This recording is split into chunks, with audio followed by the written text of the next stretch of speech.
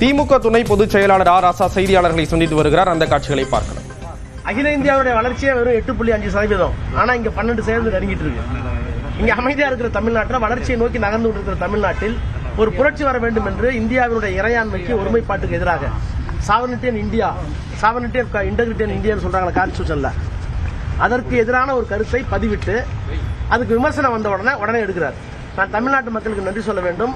அந்த பதிவை எடுக்கிற அளவிற்கு தமிழ்நாட்டுடைய மக்கள் உணர்வோடு இருக்கிறார்கள் என்ற உணர்வு அவர்கள் தெரிந்த பிறகுதான் எடுத்திருக்கிறார்கள். ஆனால் என்னுடைய கேள்வி, போட்ட அவரோ அல்லது அவரை கண்டித்தோ அந்த கட்சியினுடைய தலைவர் இதுவரை அவரை கண்டித்திருக்கிறாரா அல்லது செய்தது தவறு என்று ஒரு அறிக்கை கொடுத்திருக்கிறாரா?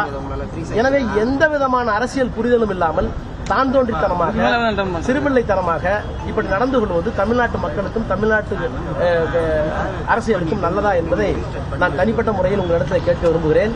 முதலமைச்சர் அரசியல் மனமாச்சரியங்களுக்கு அப்பாற்பட்டு இந்த நடந்த சம்பவத்தை மிக நாகரிகமாகவும் பண்புள்ள அரசியல் தலைவராகவும் முதிர்ச்சியடைந்த அரசியல் தலைவராகவும் அணியிருக்கிறார்.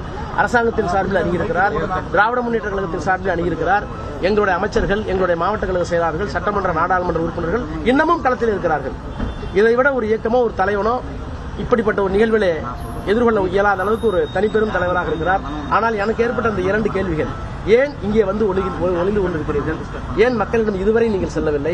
நீங்கள் செல்ல வேண்டாம், நீங்கள் நடிகர்.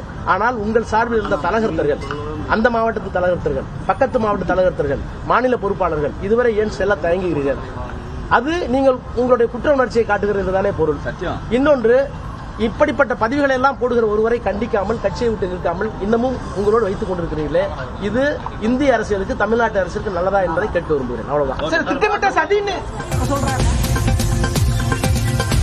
திமுக துணை பொதுச் செயலாளர் ராசா செய்தியாளர்களை சந்தித்த அந்த காட்சிகளை பார்த்தோம். கரூர் சம்பவம் தொடர்பாக அவர் பல்வேறு கேள்விகளை எழுப்பியிருக்கிறார். விஜய் ஏன் நேரில் சென்று சந்திக்கவில்லை என்று கேள்வி எழுப்பியிருக்கிறார். ஆதவ் அர்ஜுனாவை விஜய் கண்டித்தாரா என்றும் கூறிய அந்த காட்சிகளை பார்த்தோம்.